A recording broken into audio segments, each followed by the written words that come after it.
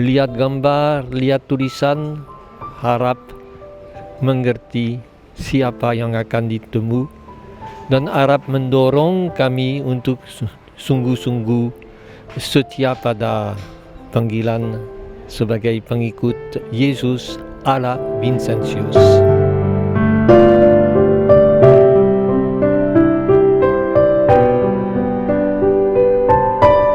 Selamat pagi saudara-saudari. Kalau sudah sampai di Provinsialat Lazaris atau CM Kongregasi Misi di Surabaya, menghadap kata dalam bahasa Latin yaitu evangelisasi pauperibus misit me. Itu suatu kutipan dari khotbah Yesus di Nazaret, di mana dia berkata, saya diutus untuk membawa kabar baik kepada orang miskin. Dan kalimat itu yang diambil sebagai moto oleh Santo Vincentius untuk kongregasinya. Dia menganggap sebagai diutus untuk melanjutkan kerja dari Yesus, penginjil orang miskin. Dan tentunya kalau sudah masuk, lihat juga ada patung dari Santo Vincentius Paolo yang semacam tiruan dari patungnya yang ada di Roma, di Vatikan, yaitu di mana Vincentius digambarkan seperti di sini dengan kitab suci dan terbuka dengan justru yang kita katakan tadi, evangelisare pauperibus misit me, yaitu saya diutus untuk menginjil atau membawa kabar baik kepada orang miskin. Bagaimana bisa tahu wajah dari Vincentius? Ini dari portret yang dibuat tentang dia waktu dia sudah tua, 1 tahun sebelum dia meninggal. Waktu itu konfrater Lazaris, anak-anak rohaninya, secara tersembunyi mengundang seorang pelukis yang datang buat portretnya, yaitu Simon François, pura-pura datang untuk ikut konferensi, ikut retret di rumah induk Saint-Lazare di Paris. Tetapi dalam retret itu dia melihat wajahnya dan pulang ke kamarnya, mulai buat skema tentang wajahnya.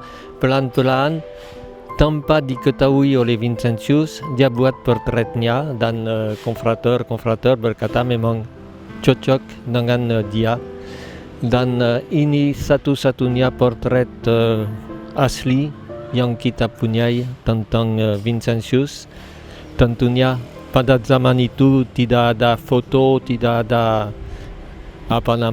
kamera dan lain-lain. Semua itu hanya lukisan, dan kita beruntung mendapat portret itu.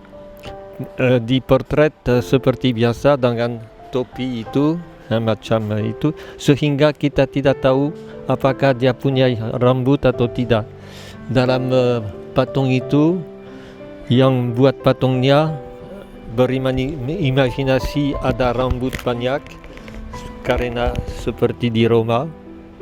Tetapi ada juga yang pikir barangkali dia tidak ada rambut lagi karena sudah tua. Ya, itu saya sudah mengalami orang yang tanya, apa yang maksud patung itu? Apa sebab dia angkat tangan ke atas? Apa sebab kitab suci seolah-olah di lantai? Semuanya simbol atau lambang, bukan anggap sebagai gambaran yang realistik seperti foto atau macam itu. Dan dia memperlihatkan langit karena dia tentunya mau membawa kabar baik untuk sekaligus meringankan beban dari orang miskin secara lahiriah, tetapi lebih lagi membuka mereka untuk berkenal dengan Yesus. Lalu dia pegang salib karena tentunya yang satu-satunya pedoman untuk dia ialah Yesus, dan dia selalu mau memberdayakan atau membuat orang miskin bisa bebas dari kemiskinan mereka, baik kemiskinan rohani maupun kemiskinan material, bukan memberi sedekah dan begitu saja, tetapi justru membuat mereka menjadi manusia yang berdikari. Dan seringkali dia berkata bahwa justru orang miskinlah yang membuat dia lebih kenal dengan Yesus. Yesus yang katakan bahwa setiap kali kita memberi makan kepada orang lapar, memberi minum kepada orang haus dan seterusnya, kita melayani dia. Maka dia merasa menginjili orang miskin, tetapi sekaligus diinjili oleh orang miskin. Ya, kita lihat tanggal lahirnya 1581. Dia lahir di Prancis, di selatan, di suatu kampung kecil, Pouille, dekat Dax di Prancis Selatan, dari keluarga petani. Sesudah ditabiskan sebagai pastor, akhirnya dia cari-cari jalannya, tetapi temu dengan Kardinal de Bérulle yang belum kardinal waktu itu, yang menjadi pemimpin rohaninya, temu dengan Santo Franciscus de Sales yang juga membina dia, sehingga akhirnya lama-kelamaan dia menemukan jalannya sendiri, terutama waktu dia bersama dengan Nyonya de Gondi menemukan kemiskinan rohani dalam kampung-kampung, dan sesudah menjadi pastor paroki di Châtillon-les-Dombes menemukan kemiskinan material atau jasmani dari keluarga-keluarga petani, dan dari situ mulailah dia membentuk kelompok nyonya-nyonya yang mau melayani orang miskin. Dia juga mulai misi di paroki-paroki untuk menolong umat bisa keluar dari ketidaktahuan tentang agama. Dia juga membentuk latihan-latihan untuk calon-calon imam, karena pada waktu itu belum ada seminari.